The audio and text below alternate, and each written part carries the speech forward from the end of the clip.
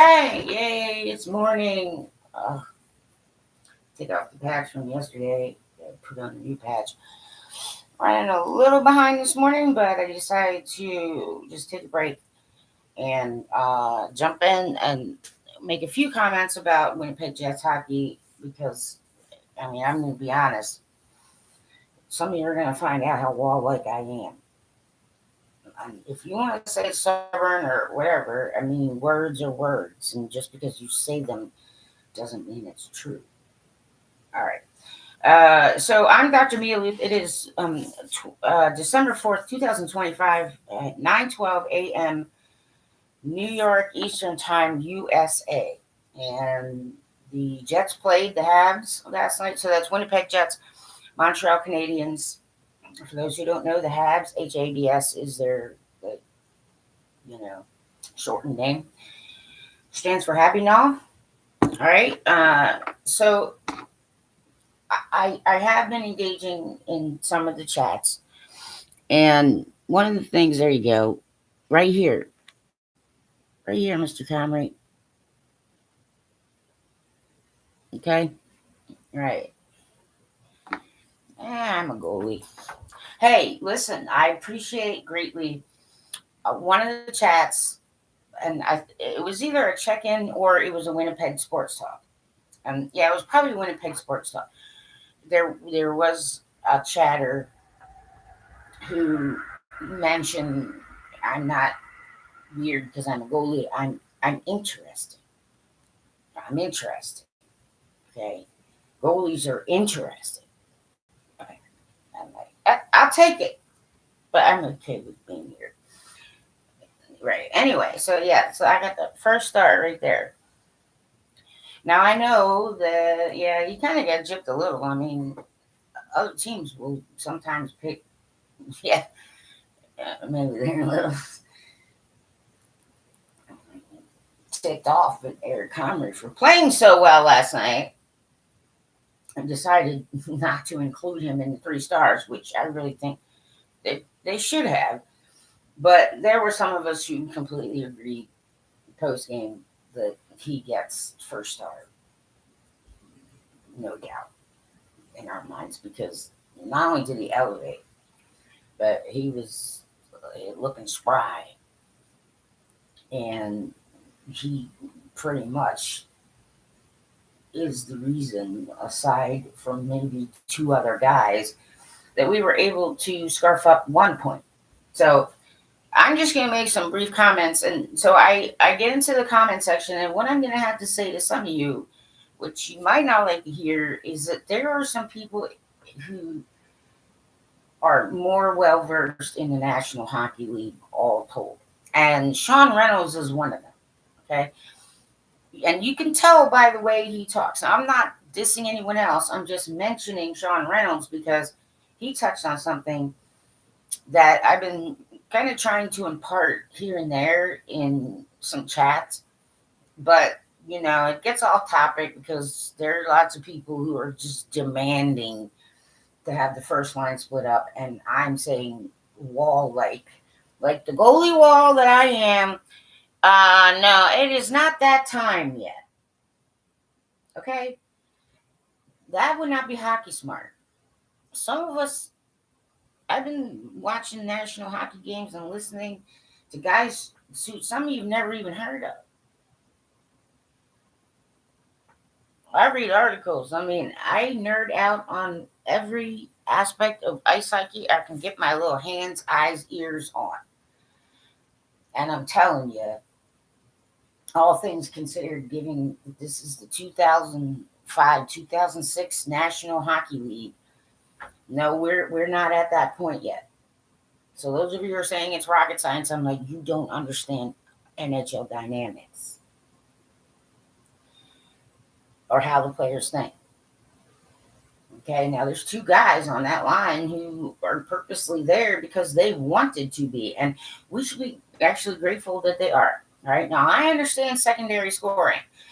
I understand, and Josh Morrissey is going all out, balls out all the time, and that can't keep happening. Okay, I appreciate Josh Morrissey very, very much, but he can't be the only one. Like, you know what I'm trying to say? We can't keep relying on Morrissey to be full board all the time. It just isn't feasible in the National Hockey League. So I don't care what any of you think in your heads. I'm telling you point blank, there are plenty of people who work in the National Hockey League and people who've been around the National Hockey League and people who played in the National Hockey League that will agree and know what I'm saying. Okay? I really, really, really appreciated the Kenny and Rennie show. So that's Sean Reynolds. So I get ESPN Plus, so I see all of them, no matter which coverage it is. And Sean was talking to the panelists before the game, and did mention a few things. And I'm gonna get to Jonathan Taze about that, but I'm gonna mention something that he said in the second half of the Kenny and Rennie post game show. I left a link in the chat. Okay, so listen to the second half. This is something that I've been trying to impart and just really hasn't come through yet on the chats that I've been on. Dylan Sandberg is a really, really good defenseman too. And I think that Sean Reynolds explained something about what we're seeing from Sandberg defensively that makes a lot of good sense in the National Hockey League. Okay? Like, he sees this stuff, and the way he explained it, he did a really good job. Okay? And I totally agree that, last season, Sammy was just gangbusters.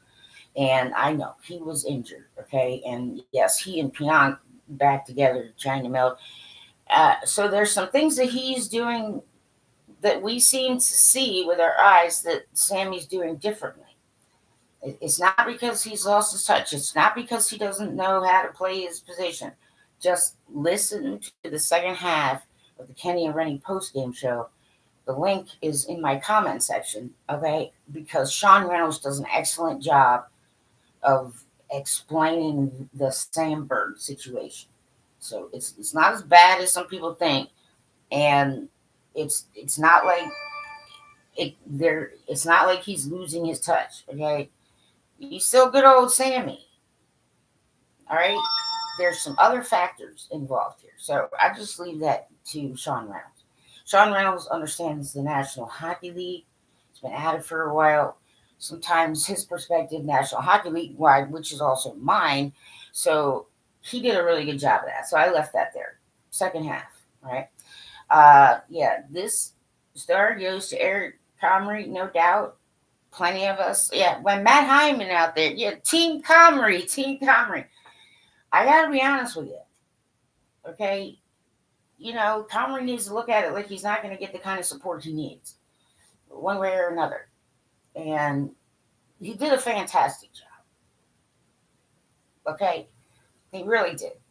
Those were some very good saves, and he really kept the guys in it. And the other thing about that is that sometimes when, the captain fights it, it spurs on the bench and sparks them up, okay? But when goaltenders in the National Hockey League make saves like that in clutch games, and right now, every game right now is a clutch game for they have to be clutch. They don't have a choice right now.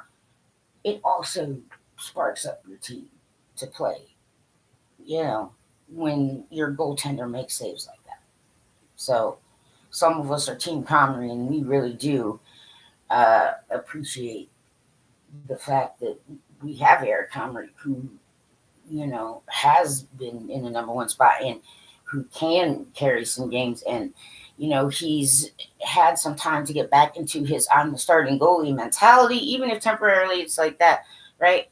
Okay, and really he got dogged in the wrong kind of ways in the Buffalo game, and I wasn't too happy with some people on the team because I understand goaltenders very, very well. Okay, and like some of those shots that the Buffalo Sabres were making were set up by the Winnipeg Jets, and that's just unacceptable.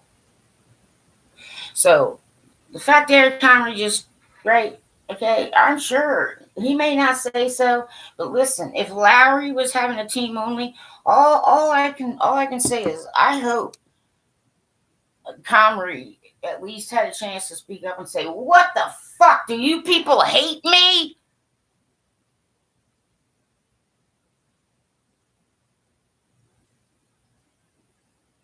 Let's make sure that doesn't happen again, gentlemen. Okay? Right. So I know a lot of people think that a team meeting is, doomsday and it's never a good thing. And I'm just like, well, no, it's always a good thing because I'm sure that at least two or three guys get to spout off about something that's bugging them when normally they would not have the time or the opportunity or a place to do it. All right? Point blank.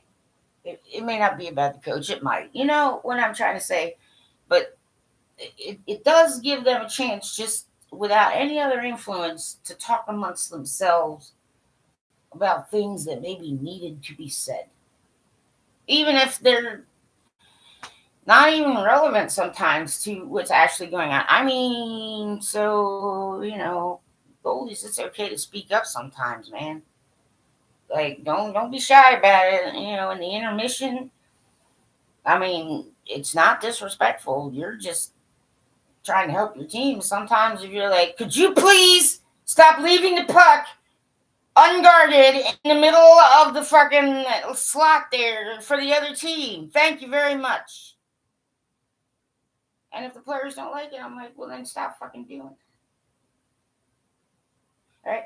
So yeah, Team Comrie, some of us, the fans, and lots of people on chat, we're happy about it. And that's why I got like this star is for you, Mr. Eric Comrie. Right? He gets a star. Okay. Right here. Right here. Okay, you picking up, Mr. Jonathan Tays. Let's get to that. Okay. Appreciate Sean Reynolds very much. He did, discuss this in the pregame about kind of some of the things about Jonathan Tays. And I agree, there's people who know Jonathan Tays and so right. I agree at this point, you know, he he does need to kind of start uh, I guess the best way I can put it is like accelerated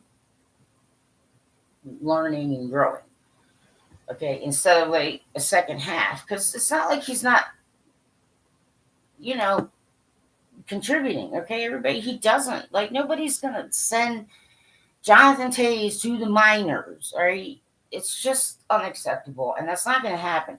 He is contributing at a little more consistency than some of the other guys. You understand? And it's not an experiment. All right. I will say this. He does need to like kind of start elevate at a quicker pace than he might have with the Blackhawks.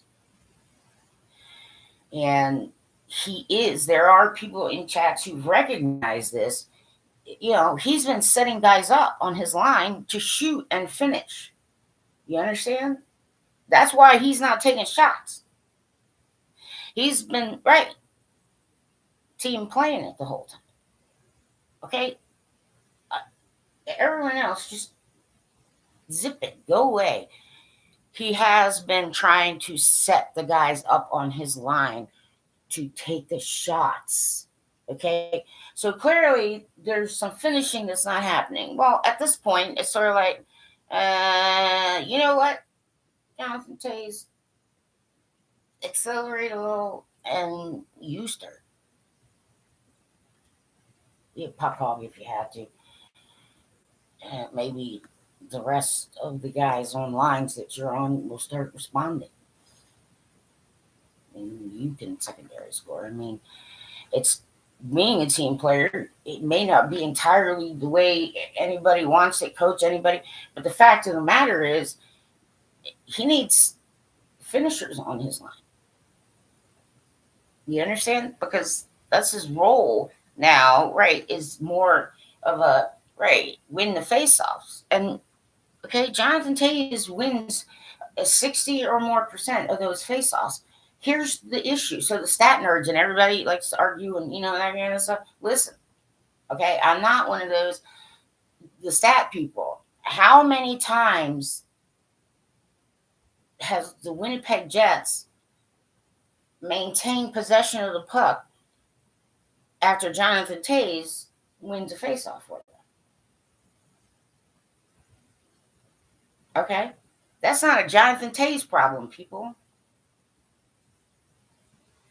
It's a whoever else is on the ice with him problem. You understand? How many times, for all the faceoffs that Jonathan Tays has won, how many times have we maintained possession of the puck after he wins? Okay, I don't really need to look at the numbers because I know how to understand the game and read it and all that other kind of stuff, and it's an issue. And it's not a Jonathan Tays issue. Okay? You can dog him all you want. He needs to sort of accelerate a little bit and start realizing he's not going to get finishers right now. I don't know what else to say.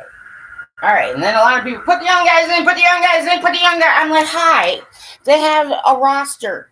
Okay, there are rules and regulations in the National Hockey League. They can't put everybody on waivers. That's just not possible. Blah, blah, blah. Okay, it's your own fault you're getting all fucking fired up and crazy and nutty. If you're going to go that way, they can't.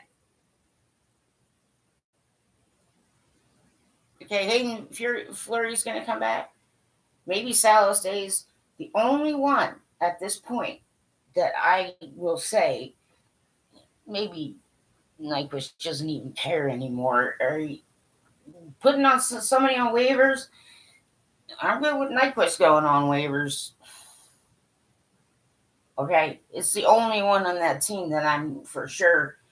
Like I don't even think he's in it anymore. I just think he's right. He's not even phony then. I don't think.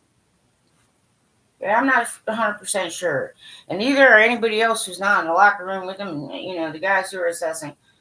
But all things considered, I'd be okay if Nyquist went on waivers. All right, but no, it doesn't work that way.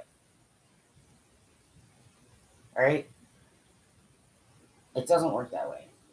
And they are developing players, yes, with the Moose and on NHLS right now. Okay, I have no idea what some of you like. I am very interested to know the source of your information and your thoughts. Because if you're just repeating what somebody else says or somebody's teaching stuff, but then they need to get out away from the NHL. I don't know, but I got to tell you, some of you just putting a bunch of bullshit online. I know it's okay to get it out sometimes, all right? But what I'm going to say about backup goalie statistics, and I'm going to address this to my friend. Yes, very enthusiastic, and I agree with her. I stay optimistic because I love ice hockey, and I'm going to want to watch the Jets play ice hockey, win or lose. Playoffs or not, I'm going to want to watch, and I'm going to find, people to root for and good things in there that, individually and as a team and, as you guys, as we grow as a franchise. Because technically speaking, once you went from being the Trashers to the Winnipeg Jets, it's kind of like starting over from scratch. So you're a young team right now. Okay, now there are elders who do remember Jets 1.0. I do, right? I'm 53, I remember. Okay, but right now, don't be concerned about that. Like the elders, if you guys are, working stuff, trying to figure out how that can all get the history, fine. But everybody else is like, you're still a little young. Winnipeg Jets, all things considered. And some of the fans weren't even alive during the time when, yes, Jets 1.0 was around. Okay, and Jets 1.0 was in a different kind of hockey era. It's no longer, we're not in our grandpa's hockey league anymore. Okay, so things have changed. All right, depending on who you're asking, for the better or for the worse. I mean, that's all just individual perspective. But what I will say, Phyllis mentioned something about Comrie stats not being too good. And I'm like, well, Phyllis, I will address goalie stats because they can be very, very deceiving. And I wrote an article, 15 years ago or so that explains that. But I'm going to put it this way. Listen, backup goalies tend to be the ones who have to do cleanup way more than starting goalies. So they take a loss and their stats suffer. Okay? Goalie stats are skewed often. And Phyllis and other people who are looking at Comrie stats, Comrie got just totally set up for failure by his own team. Okay? As a goalie, I kept seeing it. Okay? The Jets were leaving the puck unattended right smack in the high scoring slot quite a few times during the Buffalo game. Okay? Almost no goalie in the NHL would have success when that happens. All right? Backup goalies' stats will suffer. Okay? And they take hits that people, right, don't see or understand. So I'm explaining it. Right? Nobody should be worried about Eric Comrie's stats right now because they don't really matter. Okay? And I got to be honest with you. I'm sure that there are franchises in the National Hockey League right now who know how long his contract is, you understand? Who would be very happy to have Eric Comrie in there as one of their goalies. You understand? Okay? I'm sure of it.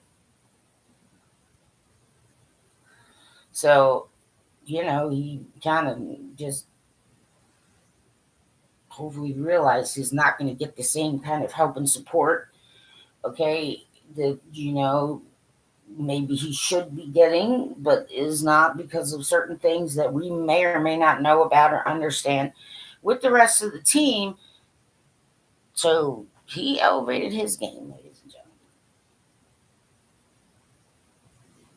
And so he didn't get first star, but there's a lot of us who saw that, and so we give him the honorary first star right here. But right here, get the hint. Right here. Some of you know. If you know, you know. Okay? Just hang on, Army. Hang on, coaches. It might be a bumpy ride. Okay, so for Brad Lambert, what I'm going to say is, Lambo, you're probably just better off right now. Yep, playing. Okay? Just at the AHL Moose level, to be honest. And it's development. And yes, Lambo's young enough. It's just like, dude. And plus that, if the Moose keep being successful and yeah, they're playing, play your best, Mr. Lambert, right? And some of the other guys, you want to know why? Because, you get into the Calder talks and you get into the AHL playoffs, some NHL franchise is going to be looking at you and looking around. And if there just isn't a spot available for you here with the Winnipeg Jets, because this happens all the time in the National Hockey League. Yeah, fellas from the AHL, just trust me, okay? It's not uncommon that you'll start with a club, but sometimes it's just they don't have a way to get you in on that roster. All right? As hard as some might try, because I can assure you, you're right. Like I said, I don't envy coaches and some of the staff have to decide. Right. Okay. But concentrate on where you are in the AHL. Don't worry about the NHL right now, because trust me, you get into the Calder, you get into the Calder Cup, you get into the AHL, Calder run. Okay, especially if you win a Calder.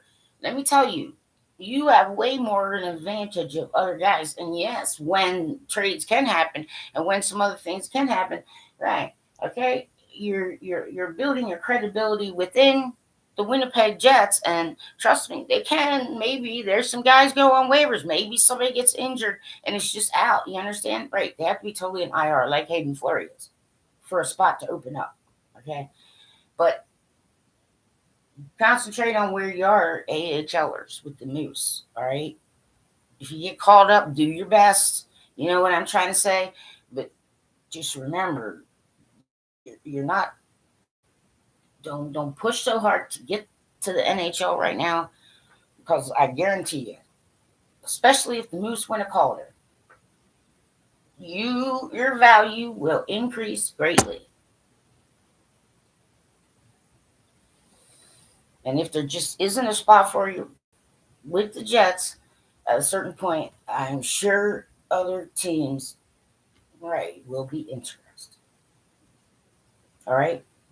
So I appreciate Ken Weed. Right. He understands certain things too, and he explained a few things about defense, and he kind of sees something that I see too, and a few others are just mentioning it. But when it comes to Jonathan Toews, look, he is contributing. All right, it's like his role may not be to put a bunch of right, but at this point, you understand, we do have to look at why he's winning faceoffs, but we're still not maintaining possession of the puck, and that's not a Jonathan Toews issue.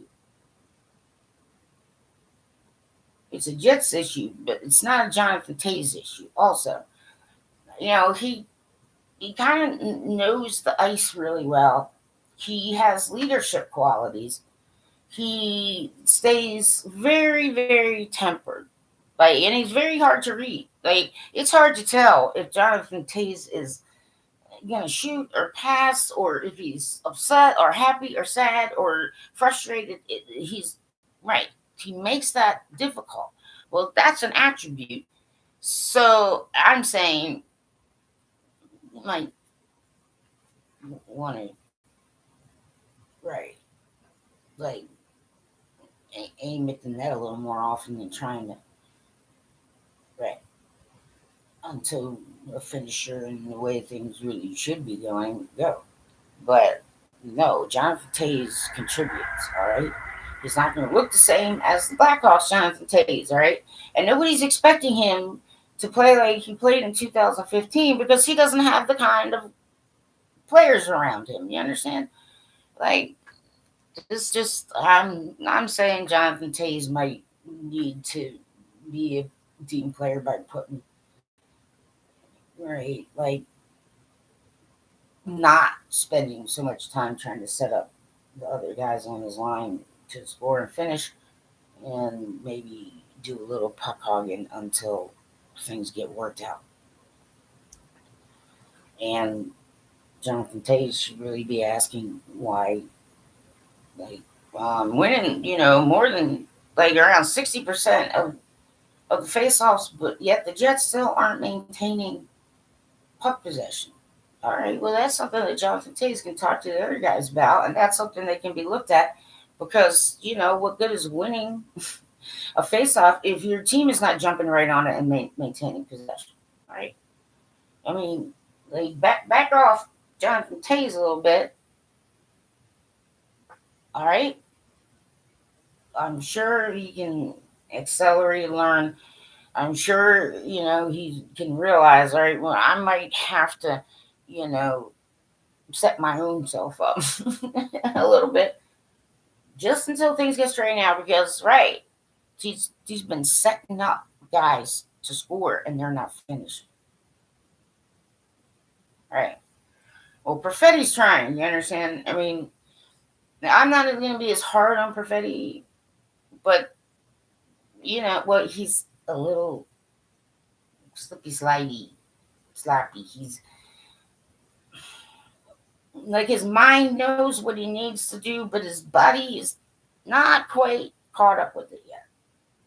So I'm not all about getting rid of Perfetti either. All right.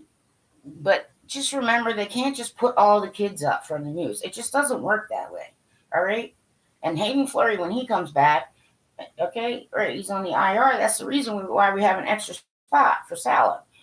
If Nyquist goes, Nyquist on waivers is the only thing that I would be really on board for. But there is absolutely no. It is not time, considering all the things of the National Hockey League and smart ice hockey people.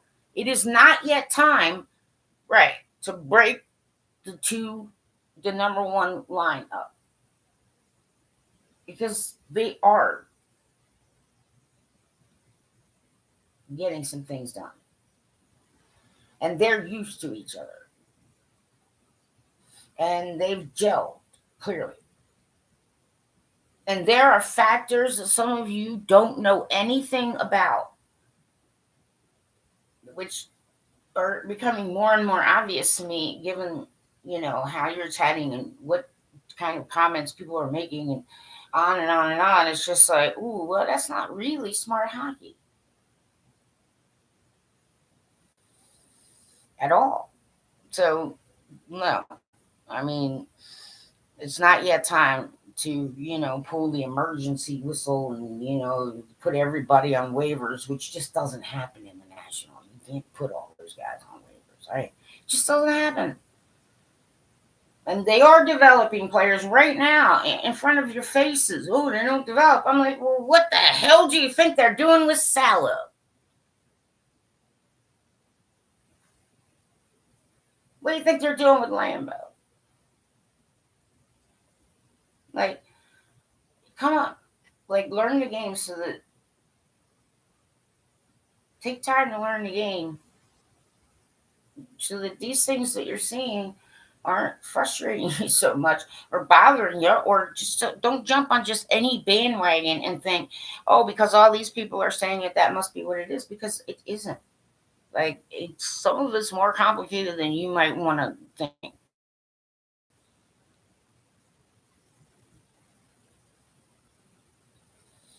But I want Mr. Eric Comrie to know I'm a friend to all goalies. I may not always agree with certain things, okay? We don't need to. But I am a friend to all goalies because I understand. Because I am also a goalie and I understand. Especially when it comes to the National Hockey League, because I've been watching goalies all over the National Hockey League. I've been listening to them. I've been reading about them. I've been studying them. I've even had a chance to talk to a few here and there along the way. And, it is not at all an easy thing to do.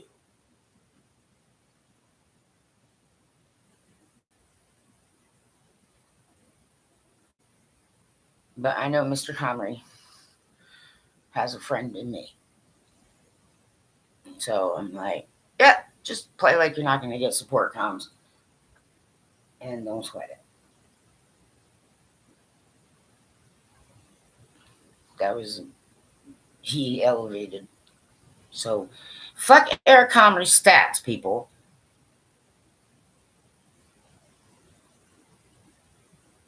All right. Also, great Gordy, number 28. I know goalie. Yeah, I mean, yeah, he used to be like the Western Hockey. Right. But yeah, he's a friend of goalies too. Like, so Comrie has, two known friends, right? Okay. I'm a friend of goalies. And I understand people may look at certain things, right? Like Comrie stats. I'm like, well, most of the goalies in the NHL would have some difficulty. Yeah, with that Buffalo game, they're just leaving the puck willy nilly, unguarded, right out there in the center lane, just waiting for one of the Buffalo Sabres. Oh, look, I mean, good for the Buffalo Sabres.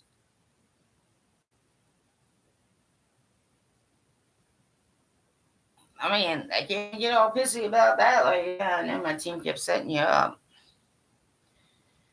They need points too. So did Montreal.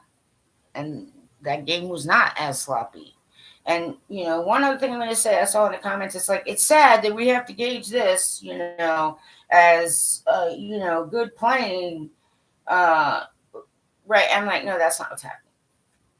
Like,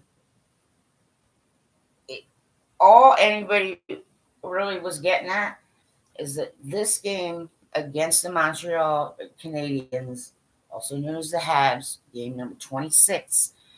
Okay, you understand for the Winnipeg Jets, it was much, much better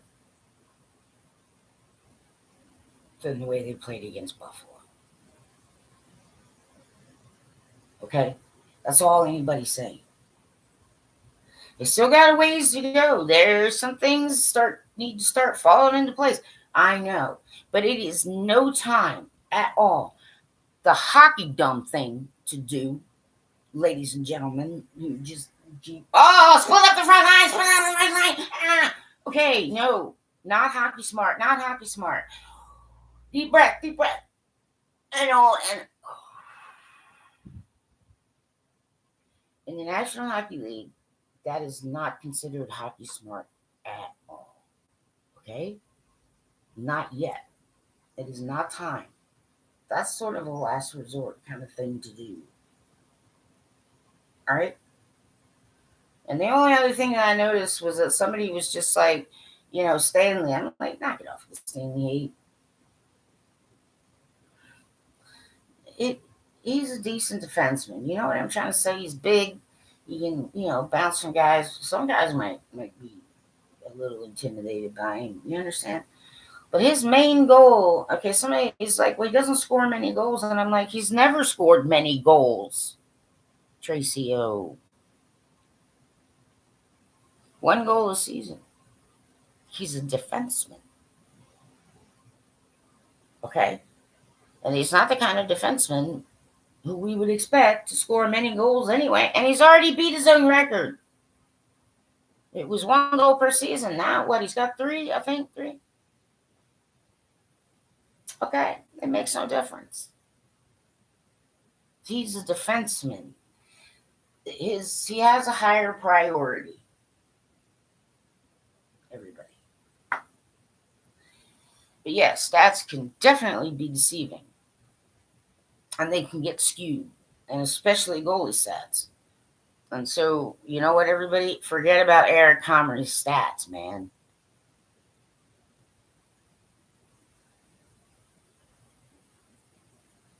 So, no, I'm not blowing the emergency button. I will say that, yes, I think the word that I'm kind of like putting to the way Scott Arniel, the head coach, came out of that Buffalo game was like a slight bit of disbelief, and it's like shocked. He was stunned. He was still stunned a little.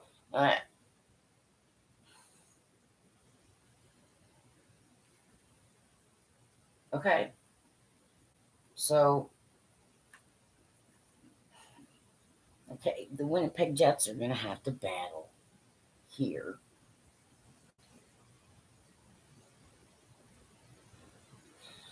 And on ice. And maybe off ice, depending. Okay. They're going to have to battle through it. There aren't that many teams like with reasonable trades available for Lambeau or anyone else for that matter. Some guys are no trade anyway. But Eric Comrie, what, it was a 2-year, whatever. Like, I'm sure there's some I am 100% sure there's some National Hockey League teams who would be happy to give Comrie some nets to defend. All right? Everybody, just, okay, you're not GMs. You aren't as well learned as some of these people, and I'm telling you point blank, breaking up the middle line is definitely not hockey smart, considering the entirety of the National Hockey League. Now, some of you may be from other teams and you may be trolling or whatever, but right, if you're not, hey, Jets fan, all right, we need to be strong for our team.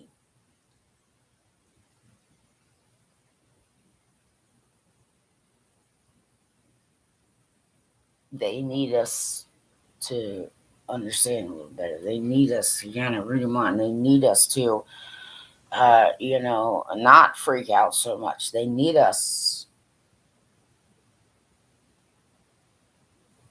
because they got to battle through it. I mean, it's just the way it is. That's the way it is this season. They got to battle, but they can.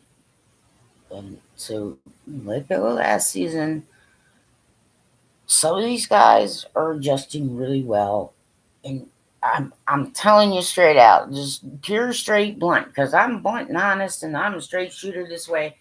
I don't, right? I don't have time. People don't have time to BS when it comes to the National Hockey League.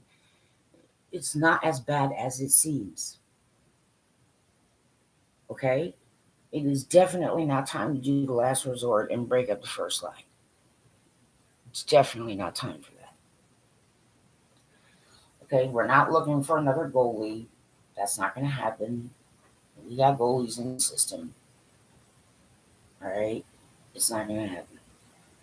Like, I get sentimental about this crap. Like, okay, well, Nick Ehlers doesn't play here anymore. I mean, that's it. Point blank. Moving on. What do you want? Okay, and you can second guess Chevy's decisions all you want, but all that's doing is bothering you. Okay, it's done. It's over with. These are the guys, and the only one I will say, point blank, is if Nyquist goes on waivers, Nyquist goes on waivers. But go Jets, all right? Just go Jets. Let's try and rally for them a little bit here. But yeah, Team Comrie, #1 star.